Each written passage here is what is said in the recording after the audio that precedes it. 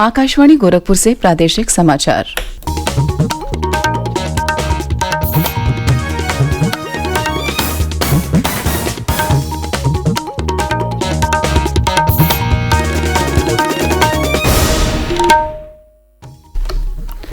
नमस्कार, समाचार बुलेटिन के साथ में शिवानी अरोरा। पहले मुख्य समाचार। केंद्र सरकार ने उज्ज्वला योजना के लाभार्थियों के लिए गैस सिलेंडर पर सब्सिडी 200 रुपए से बढ़ाकर 300 रुपए की। अब 600 रुपए में मिलेगा गैस सिलेंडर। मुख्यमंत्री योगी आदित्यनाथ ने बस्ती में आर्य समाज की स्थापना के स्वर्ण जयंती समारोह को किया संबोधित। कहा, आजादी के संघर्ष में आर्य समाज के योगदान को कभी भुलाया नहीं जा सकता। भारतीय पुरातत्व सर्वेक्षण ने ज्ञानवापी परिसर का वैज्ञानिक सर्वे पूरा करने के लिए वाराणसी न्यायालय से और समय मांगा और एशियाई खेलों में भारत ने अब तक का अपना सर्वश्रेष्ठ प्रदर्शन करते हुए 18 स्वर्ण पदकों के साथ कुल 81 पदक जीते। अब समाचार विस्तार से। केंद्र सरकार ने उज्ज्वला योजना के लाभार्थियों के लिए एलपीजी सब्सिडी प्रति सिलेंडर 100 रुपए बढ़ा दी है। केंद्रीय सूचना और प्रसारण मंत्री अनुराग सिंह ठाकुर ने कल नई दिल्ली में प्रेस वार्ता में बताया कि केंद्रीय मंत्रिमंडल ने प्रधानमंत्री उज्ज्वला योजना के लाभार्थियों के लिए एलपीजी सब्सिडी 200 रुपए प्रति सिलेंडर से बढ़ाकर 300 रुपए प्रति सिलेंडर करने को मंजूरी दी है। केंद्रीय मंत्री ने कहा कि सब्सिडी बढ़ने के बाद उज्ज्वला योजना के लाभार्थियों को अब 600 रुपए में गैस सिलेंडर मिलेगा। उज्ज्वला के लाभार्थी जो बहनें हैं उनको 200 रुपए की बजाय अब 300 रुपए की सब्सिडी मिलेगी। 200 से बढ़ाकर 300 कर दिया गया है। करोड़ों बहनों को एक बार फिर प्रधानमंत्री नरेंद्र मोदी जी की ओर से एक बड़ी राहत मदद के रूप में उनको आज का निर्णय किया गया है। मुख्यमंत्री योगी आदित्यनाथ कल बस्ती जिले के एक दिवसीय दौरे पर पहुंचे। उन्होंने नई बाजार स्थित आर्य समाज के स्थापना के स्वर्ण जयंती समारोह को संबोधित किया। उन्होंने रचितांजलि पुस्तक का विमोचन भी किया। इस अवसर पर मुख्यमंत्री ने कहा कि आर्य समाज भारत का एक जीवंत आंदोलन रहा है। उन्होंने कहा कि देश की आजादी के संघर्ष में आर्य समाज के योगदान को कभी भुलाया नहीं जा सकता। इससे पूर्व मुख्यमंत्री ने मंडलायुक्त सभागार में आयोजित समीक्षा बैठक में अधिकारियों को निर्देश दिया कि वे जनप्रतिनिधियों के साथ नियमित संवाद बनाए रखें और सरकार की कल्याणकारी योजनाओं का लाभ जन जन तक पहुंचाने के लिए कृत संकल्प रहें। श्री योगी ने बस्ती मंडल के तीनों जनपदों बस्ती, संत कबीर नगर और सिद्धार्थ नगर के जनप्रतिनिधियों को अटल आवासीय विद्यालयों का भ्रमण करने और वहां की व्यवस्थाओं का जायजा लेने को कहा। मुख्यमंत्री ने अधिकारियों को भू माफिया और खनन माफिया के खिलाफ कड़ी कार्रवाई करने का भी निर्देश दिया। उन्होंने मंडल के अधिकारियों को संपूर्ण समाधान दिवस और थाना दिवस में लोगों की समस्याओं को गंभीरता के साथ सुनने और उनके तत्काल निस्तारण का भी निर्देश दिया। बस्ती दौरे के दौरान मुख्यमंत्री ने महर्षि वशिष्ठ मेडिकल कॉलेज का निरीक्षण भी किया। उप मुख्यमंत्री केशव प्रसाद मौर्य ने कल प्रयागराज के कलेक्ट्रेट संगम सभागार में वर्ष 2025 में आयोजित होने वाले कुंभ के आयोजन के संबंध में सभी विभागों के साथ समीक्षा बैठक की। उन्होंने प्रयागराज के विकास कार्यों के बारे में संबंधित अधिकारियों को दिशा निर्देश दिए। बैठक के बाद प्रेस वार्ता में उन्होंने बताया कि प्रयागराज रसूलाबाद घाट का चौड़ीकरण किया जाएगा।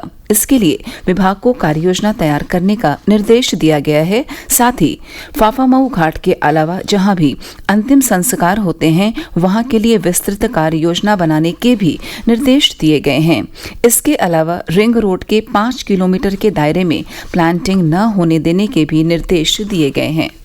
कुंभ की दृष्टि से जितनी भी परियोजनाएं, चाहे वो राष्ट्रीय राजमार्ग मंत्रालय की हैं और चाहे वह स्टेट पीडब्ल्यूडी के हैं, चाहे सेतु निगम के हैं, चाहे विकास प्राधिकरण के द्वारा है, चाहे नगर विकास के द्वारा है, चाहे लोक निर्माण विभाग के द्वारा है, वो सारे कार्यों की एक कट ऑफ लाइन तय करें। मैं अक्टूबर महीने प्रतीक्षा करूंगा, नवंबर के महीने में फिर बैठक करूंगा। लेकिन प्रयागराज के जितने आज के निर्देश दिए गए वो सारा मिनट्स नोट किया गया है। अगली बैठक में मैं एक एक बिंदु पर समीक्षा करूंगा और समीक्षा करके कोई विभाग अगर अपने कर्तव्य पालन में लापरवाह पाया जाएगा तो उसके खिलाफ कार्रवाई भी करूंगा।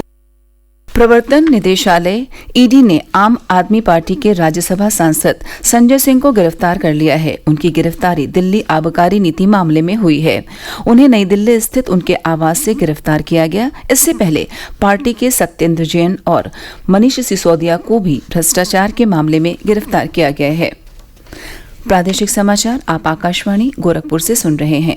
यह समाचार बुलेटिन हमारे YouTube channel AIR news Gorakhpur और ट्विटर हैंडल AIR news_GKP पर भी उपलब्ध है। भारतीय पुरातत्व सर्वेक्षण ASI ने वाराणसी जिला न्यायाधीश अजय कृष्ण विश्वेश की अदालत से ज्ञानव्यापी परिसर में चल रहे वैज्ञानिक सर्वेक्षण को पूरा करने के लिए 4 हफ्ते और समय बढ़ाने की मांग की है। ASI के अधिवक्ता ने कल इस संबंध में प्रार्थना पत्र अदालत में दाखिल किया। इसमें कहा गया है कि तहखाने और संरचना की सतह की जांच में अभी और कार्य बाकी हैं। न्यायालय प्रार्थना पत्र पर आज सुनवाई कर सकता है। ASI को फिलहाल 6 अक्टूबर तक ज्ञानव्यापी परिसर का सर्वे करने की अनुमति है। इसके अलावा व्यास जी के तहखाने से जुड़े मामले में भी अदालत आज फैसला सुना सकती है। वादी पक्ष के अधिवक्ता सुभाष नंदन चतुर्वेदी ने बताया कि अपरिहार्य कारणों से कल इस मामले में फैसला नहीं आ सका। रेहड़ी पटरी विक्रेताओं को आत्मनिर्भर बनाने के लिए शुरू की गई प्रधानमंत्री स्वनिधि योजना के तहत 50 लाख से अधिक लोगों को लाभ पहुंचाकर ऐतिहासिक उपलब्धि हासिल की गई है। प्रधानमंत्री नरेंद्र मोदी ने इस बड़ी उपलब्धि के लिए बधाई देते हुए कहा कि उन्हें संतोष है कि PM स्वनिधि योजना से न सिर्फ देश भर के रेहड़ी पटरी वालों का जीवन आसान हुआ है, बल्कि उन्हें सम्मान के साथ जीने का अवसर भी मिला है। इस उपलब्धि पर मुख्यमंत्री योगी आदित्यनाथ ने सोशल मीडिया पोस्ट में कहा कि प्रधानमंत्री के नेतृत्व में PM स्वनिधि योजना से स्ट्रीट वेंडर्स का जीवन समृद्धि, संपन्नता, स्वावलंबन और सम्मान के प्रकाश से आलोकित हो रहा है।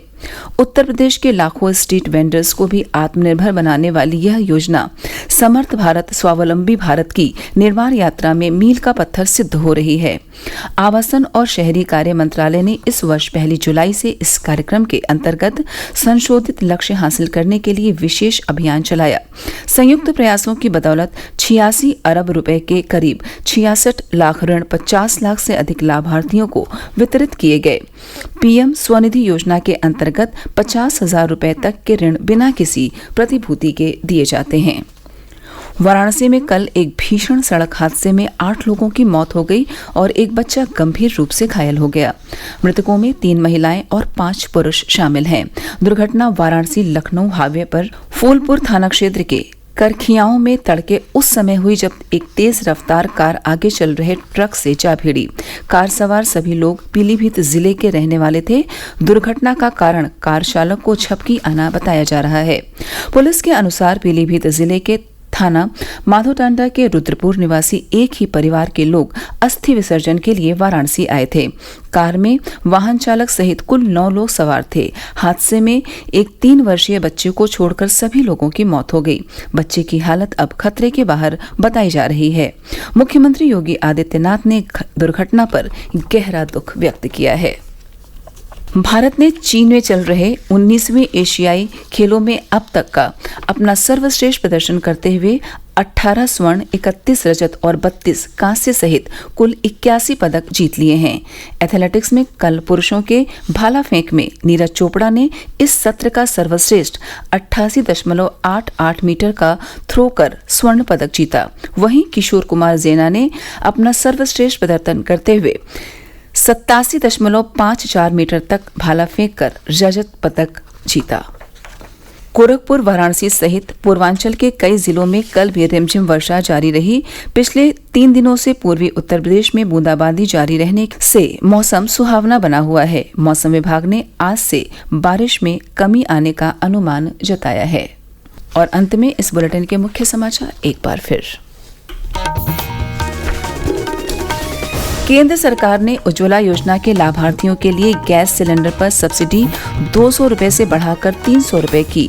अब 600 रुपए में मिलेगा गैस सिलेंडर। मुख्यमंत्री योगी आदित्यनाथ ने बस्ती में आर्य समाज की स्थापना के स्वर्ण जयंती समारोह को किया संबोधित। कहा, आजादी के संघर्ष में आर्य समाज के योगदान को कभी भुलाया नहीं जा सकता।